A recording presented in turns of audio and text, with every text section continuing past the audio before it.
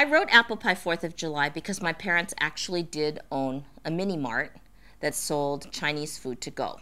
This mini mart that they owned was in rural Oregon. I was not a child at the time, but once, you're always a child of your parents, right? You could be 35 years old, you're still the child of your parents. So when I would go to visit them and bring my son to go fishing with Grandpa, they would go fishing and I would work in the store.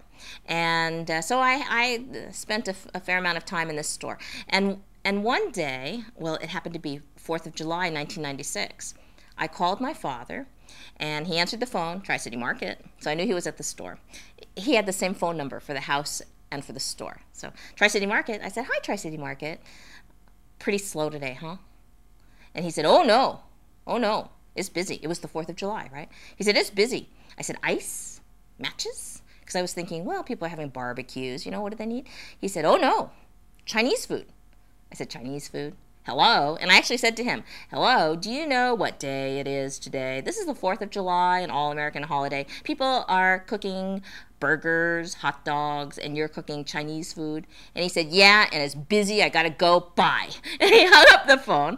And I thought, oh, I never would have imagined in rural Oregon, in a county where, well, in a city where there are only a handful of Asians, the Chinese food to go would sell. And so I wrote Apple Pie 4th of July as my apology, as my public apology, because in the book, the girl in the beginning is glum. She can't believe her parents are so un-American as to cook Chinese food on this all-American holiday. And yet by the end of the book, she's really surprised because the community, the people in the community have come in and they're buying Chinese food. They're buying Chinese food to go. And I think that again, authors are not supposed to have messagey books, and we're not supposed to be preachy, but I am really happy that I was able to put a message in that book, and to me the message is twofold. On the one hand, to the child who feels left out,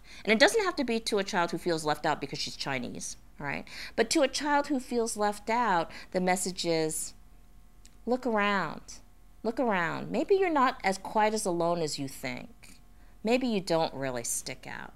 Maybe you do have something to offer. And then the message to the community, to the people around that child is, go ahead and surprise people. Do the unexpected. Look around. Embrace your community. Seek out what's different and new and try it.